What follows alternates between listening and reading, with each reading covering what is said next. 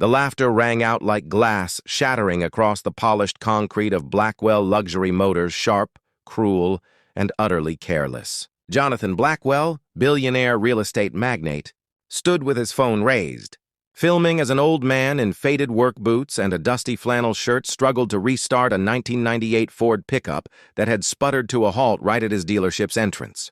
"Look at this!" he called to the gathered sales team, his voice dripping with performative delight. "This gentleman claims he knows cars. Let's see what he can do with this." He gestured toward the wreckage in the corner, a 2019 Ferrari, its body twisted like a crushed soda can, engine bay a graveyard of melted wires and bent metal. 5 mechanics had called it a total loss. Blackwell kept it there not as a memorial, but as a trophy, a reminder of the young heir he'd crushed in court after a reckless race. "Go ahead," he taunted, grinning. "Try to fix it. I dare you." The crowd chuckled. No one saw the way the old man's hands trembled not from age, but from recognition. He didn't speak. He didn't flinch. He simply walked toward the wreckage, fingers brushing the scorched hood as if greeting an old friend. And for the first time since the accident, the Ferrari seemed to breathe. 30 minutes passed, then an hour. Blackwell checked his watch like a man counting down to victory. "Impressive persistence," he sneered, "for someone who clearly doesn't know the difference between a spark plug and a tax write-off." His granddaughter, Rebecca, arrived mid-afternoon receptionist, quiet, unseen. She froze when she saw him. Her grandfather, the man who taught her to listen to engines before she learned to speak. But she said nothing. She watched, and what she saw broke her heart and then rebuilt it. Walter didn't ask for tools. He didn't need them. Drawer 3, red bench, second shelf, Phillips 32, insulated handle.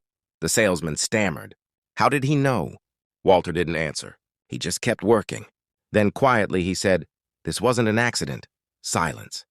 Blackwell laughed, but it cracked. "Sabotaged? By whom? A ghost?" Walter turned.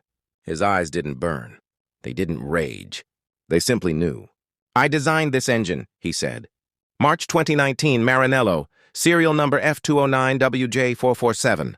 The room went still. W.J. Walter Johnson. The name echoed like a bell in a cathedral.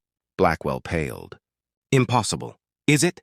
Walter lifted a fractured fuel injector. This was forced to run at 140% thermal load.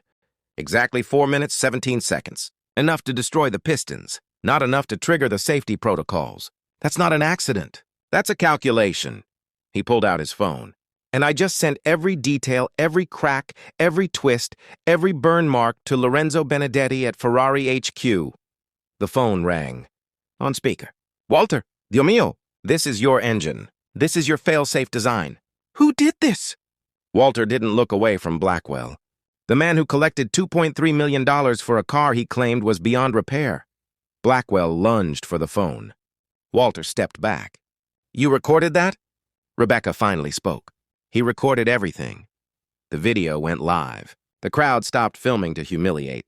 They started filming to bear witness. The engine roared back to life, not with a whimper, but a thunderous, perfect symphony of precision. 5 mechanics had called it dead. One man, with calloused hands and a quiet soul, had brought it back to life not because he was lucky, but because he had spent 45 years learning how to listen to metal. 3 weeks later, Blackwell was arrested. His empire, built on forged claims and stolen trust, collapsed like a house of cards. The Ferrari?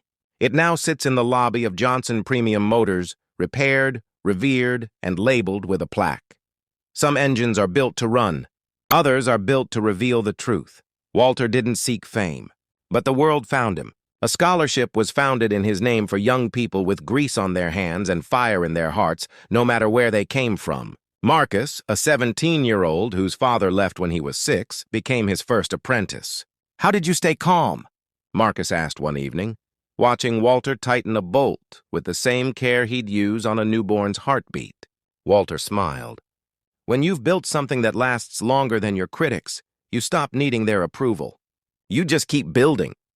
Today, at 73, Walter still works in his garage. Students from 3 continents come to learn not just how engines work, but how integrity does. And if you've ever been told you're too old, too quiet, too ordinary to matter, remember this. The most powerful machines aren't made of steel. They're made by people who refuse to let the world define them. And sometimes, just sometimes, the loudest roar comes not from a Ferrari, but from a life lived with quiet, unshakable dignity.